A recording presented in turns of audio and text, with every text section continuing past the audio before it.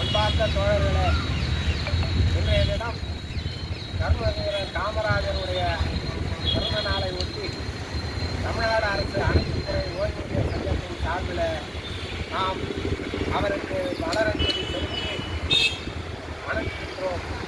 அவருடைய புகழ் நோங்க வேண்டும் என்று விரும்பி நாம் இங்கே அனைவரும் ஒத்துழைக்கின்றோம்.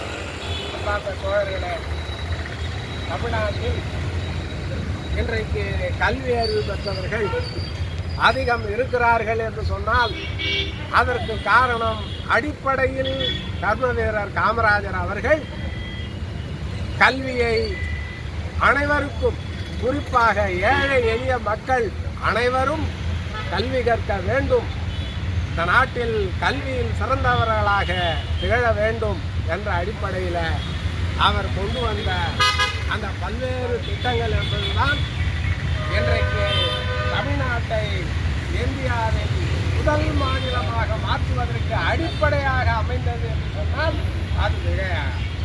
தோழர்களே, இன்றைக்கு மாணவர்களுக்கு காலை உணவு திட்டம், மதிய உணவு திட்டம், மாலை நேர திட்டம் என்று பல உணவு திட்டங்களும் கல்வி திட்டங்களும் இன்றைக்கு தமிழகத்தில் அமுல்படுத்தப்படுகிறது என்று சொன்னால் அதற்கு அடிப்படையாக வித்திட்டவர் நம்முடைய கர்மவீரர் காமராஜர் என்று சொன்னால் அது மிகையாக.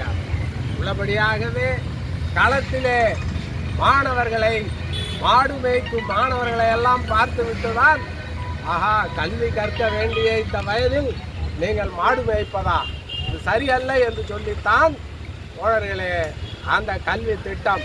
ஏன் இவர்கள் படிக்க செல்லவில்லை என்று அந்த மாணவர்களை கேட்கின்ற போதுதான் அவர்கள் சொல்லுகிறார்கள், யார் சாப்பாடு போடுவா என்று கேட்டவர்களுடைய அடிப்படையில் தான் உடனடியாக இந்த மாணவர்களுக்கு சாப்பாடு போடுகின்ற திட்டத்தை அன்றைக்கு இந்த தலைமை செயலாளரோடு உடனடியாக பேசி அந்த திட்டத்தை அமுல்படுத்தி இன்றைக்கு மாணவர்கள் தயக்கமின்றி பல்வேறு மொழிகளை படிக்கின்ற வகையிலே இன்றைக்கு அவர்கள் வளர்ந்திருக்கிறார்கள்.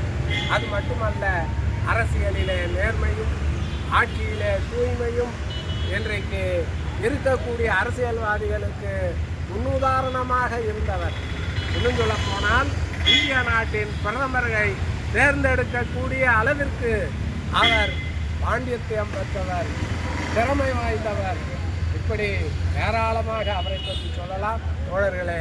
அந்த வகையில் இன்றைக்கு நம்முடைய கர்மவீரர் காமராஜருடைய பிறந்த நாளிலே பங்கெடுத்து கொண்டிருக்கக்கூடிய ஒரு அத்தனை பேருக்கும் மீண்டும் ஒரு முறை நன்றியை சொல்லி வருங்காலங்களில் தொடர்ந்து காமராஜர் புகழை பரப்புகின்ற வகையில் இந்த பணியிலே நாம் ஈடுபடுவோம், ஒன்றுபடுவோம், போராடுவோம், முன்னேறுவோம். நன்றி தோழர்கள். கர்மவீரர் காமராஜர் புகழ், கர்மவீரர் காமராஜர் புகழ், கர்மவீரர் காமராஜர் புகழ். நன்றி. கவிஞர் ஒரு கவிதை பெரும் தலைவனே திறந்து வா, அன்னை ஸ்டார்டிங் முதல்ல